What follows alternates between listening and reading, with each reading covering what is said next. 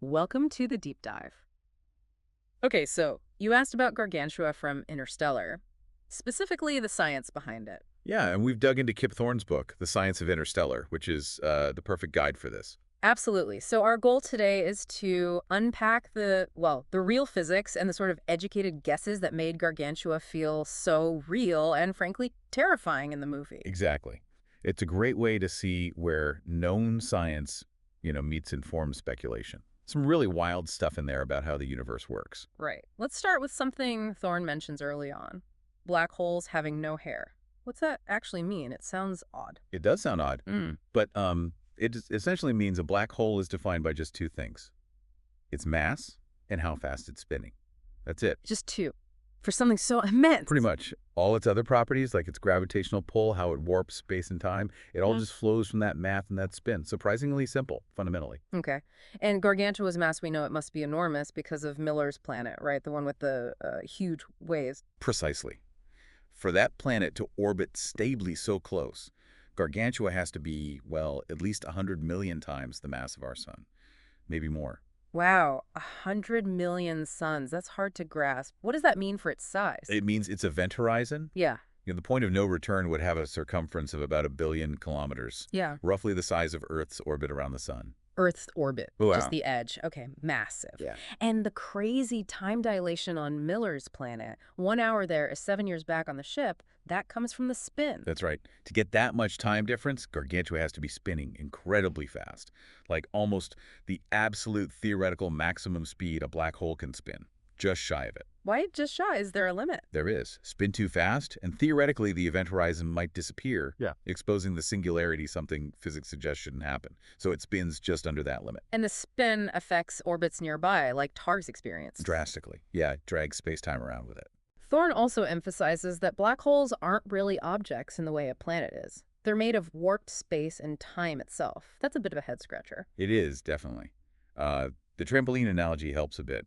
Imagine space-time as a flat rubber sheet. A star makes a dip. A black hole, it's like it punches an infinitely deep funnel into it. Ah, okay. The black hole is that warp. It's not matter sitting in the warp. The extreme warping is the thing. So the event horizon isn't a surface, but more like a threshold in the warp. Exactly. It's the point where the downward flow of space, dragged by the gravity, exceeds the speed of light. But maybe even better, think of time itself. The warping is so severe that at the horizon, time effectively stops flowing forward and only flows down into the singularity. Okay, time flowing down, right. But if nothing escapes, not even light, how did Interstellar show us Gargantua? How can we see it? Good question. We don't see the hole itself, obviously. What you see is its effect on light around it. It's called gravitational lensing. Like a lens. Yeah, very powerful, very distorted lens.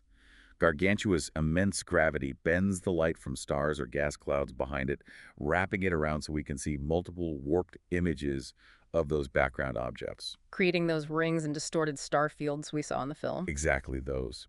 And then there's the accretion disk, the hot gas swirling in, but also something Thorne calls the shell of fire. Shell of fire. As photons, light particles, they get temporarily trapped in orbit just outside the event horizon. They can orbit multiple times before escaping or falling in. This trapped light creates a bright ring right at the edge of the black hole's shadow. Ah, okay. And the movie's look, was it accurate? Remarkably so. They actually used Thorne's relativistic equations to simulate what it would look like.